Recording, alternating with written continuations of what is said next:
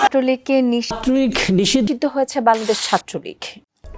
ছাত্রলীগ বলতে আমরা কি বুঝি? যেহেতু লীগের সাথে ছাত্র কথাটি যুক্ত, তাই আপনার আমার মতো সাধারণ মানুষ ছাত্রলীগ শব্দ দেখে সহজেই বুঝতে পারি এটি একটি ছাত্র সংগঠনের নাম। সত্যি কি এটি একটি ছাত্র সংগঠনের নাম, নাকি ঐতিহ্যবাহী এই ছাত্রলীগ তাদের ছাত্র সংগঠনের চেহারা পরিবর্তন করে হেলমেটধারী সন্ত্রাস বাহিনীতে পরিণত হয়েছে? কেন আজ সাধারণ শিক্ষার্থী তাদের নিষিদ্ধের দাবিতে আন্দোলনে নেমেছে? কেনই বা অন্তর্বর্তীকালীন সরকার এই ছাত্র সংগঠনটিকে নিষিদ্ধ করেছে? চলুন আজ আপনাদের সাথে নিয়ে জানার চেষ্টা করি ছাত্র সংগঠনের নামে কি কি কুকর্ম করেছে মুখোশধারী এই ছাত্রলীগ, কেই বা তাদের সন্ত্রাস বাহিনীতে পরিণত করলো। যে ছাত্র সংগঠনের কাজ ছিল সাধারণ ছাত্রদের দাবি আদায় করা, তারাই কিনা যৌক্তিক বিষয়ে আন্দোলন করা আন্দোলনকারী শিক্ষার্থীদের ওপর হামলা করত, যার প্রমাণ 2018 ও 24 সালের কোটা আন্দোলন সহ 2018 সালের নিরাপদ সড়ক আন্দোলন। আর এই আন্দোলনগুলো দমন করার জন্য স্বৈরাচারী আওয়ামী লীগ সরকার ব্যবহার করত ছাত্রলীগের এই সন্ত্রাস বাহিনীকে। এছাড়াও এই ছাত্রলীগের কাজ ছিল হল দখল করা, চাঁদাবাজি করা, হুমকি, নির্যাতন, টাকা খেয়ে ভর্তি করানো সহ এমন কোনো কুকর্ম নেই যে তারা করেনি। অথচ আমরা একটু পিছনে গেলেই দেখব স্বাধীনতার আগ পর্যন্ত এই ছাত্রলীগ একটা সুস্থ স্বাভাবিক রাজনীতি করত। 1948 সালের পর থেকে পূর্ববঙ্গ বা পূর্ব পাকিস্তানের মধ্যে যখন কোনো বিরোধী রাজনৈতিক দল ছিল না, তখনও ছাত্রলীগ ছিল। 52 ভাষা আন্দোলন ও সরকার বিরোধী আন্দোলন সহ 69-এর গণ অভ্যুত্থান, 70-এর নির্বাচনে ছাত্রলীগ খুব অ্যাক্টিভ ছিল এবং খুব গুরুত্বপূর্ণ রোল প্লে করেছিল। এছাড়াও 2রা মার্চ ঢাকা বিশ্ববিদ্যালয়ে প্রথম স্বাধীনতার পতাকা উড়িয়েছিল এই ছাত্রলীগ।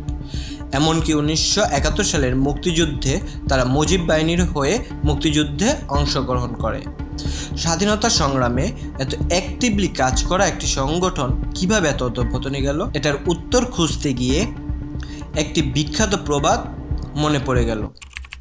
কথায় আছে, যে যায় লঙ্কায় সেই হয় রাবণ। আপনাদের নিশ্চয়ই মনে আছে আবরার ফাহাদের কথা, যাকে কিনা বুয়েট হলের মধ্যে পিটিয়ে হত্যা করেছিল ছাত্রলীগ সন্ত্রাসীরা।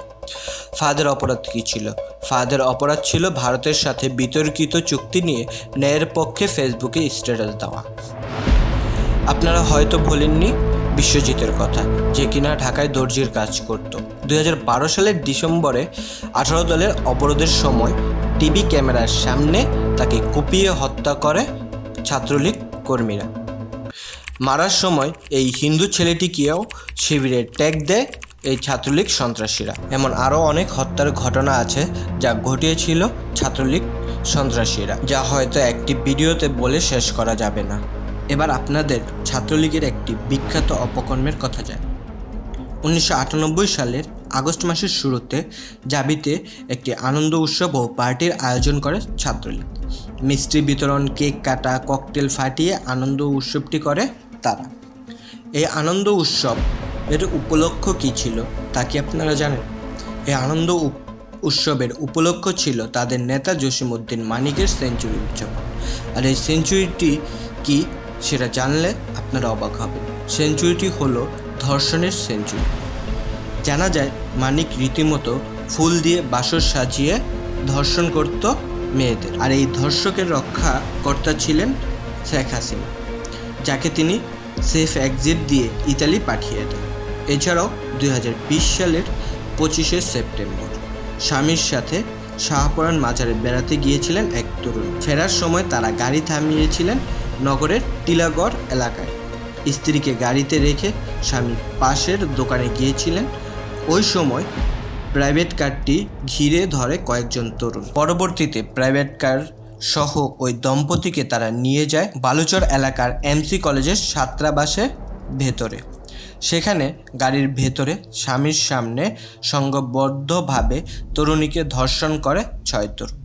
পরে তাদের মারধর করে টাকা পয়সা ছিনিয়ে নেয় ধর্ষকরা, আটকে রাখে তাদের গাড়িও। এই ঘটনায় 3 বছর আগে 8 জনের বিরুদ্ধে চার্জশিট দেয় আদালত, জানা যায় এরা প্রত্যেকেই এমসি কলেজের শিক্ষার্থী এবং প্রত্যেকেই ছাত্রলীগ কর্মী।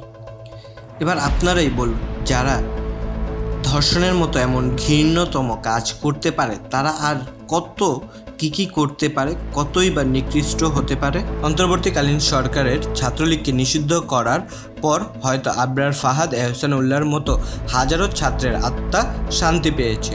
এবার হয়তো আর কোনো আবরার ফাহাদ, বিশ্বজিৎকে জীবন দিতে হবে না।